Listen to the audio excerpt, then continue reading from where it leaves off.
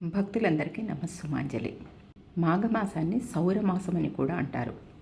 సూర్య భగవానుడికి అత్యంత ప్రీతికరమైన మాసం. రథసప్తమి, అందున ఆదివారము, అత్యంత విశేషకరమైన రోజు ఈరోజు. సూర్యుడు ఆరోగ్య ప్రదాత మరియు ఆయుష్ ప్రదాత. ఈరోజు రథసప్తమి రోజు సూర్యాష్టకం పఠించి ఆ సూర్యనారాయణ ఆశీస్సులను పొందుదాము. ఆదిత్య హృదయం డిస్క్రిప్షన్ బాక్స్లో ఉంది, అది కూడా ఈరోజు పఠిస్తే విశేష ఫలాన్ని పొందుతారు.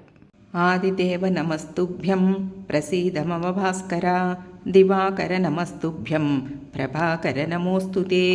సప్తాశ్వరథమారూఢం ప్రచండం కశ్యపాత్మజం, శ్వేతపద్మధరం దేవం తం సూర్యం ప్రణమామ్యహం.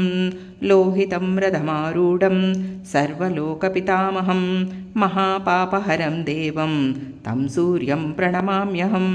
త్రైగుణ్యం చ మహాశూరం బ్రహ్మ విష్ణుమహేశ్వరం, మహాపాపహరం దేవం తం సూర్యం ప్రణమామ్యహం.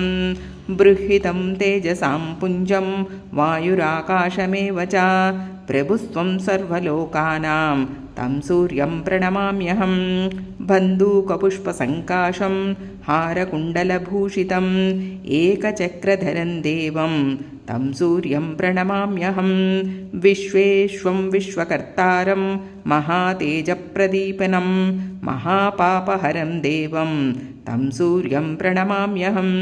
శ్రీవిష్ణుం జగదాం నాథం జ్ఞానవిజ్ఞానమోక్షదం, మహాపాపహరం దేవం తం సూర్యం ప్రణమామ్యహం. సూర్యాష్టకం పఠే నిత్యం గ్రహపీడా ప్రణాశనం, అపుత్రో లభతే పుత్రం దరిద్రో ధనవాన్ భవేత్. ఆమిషం మధుపానం చ యః కరోతి రవేర్దినే, సప్తజన్మ భవేద్రోగి జన్మ జన్మ దరిద్రత.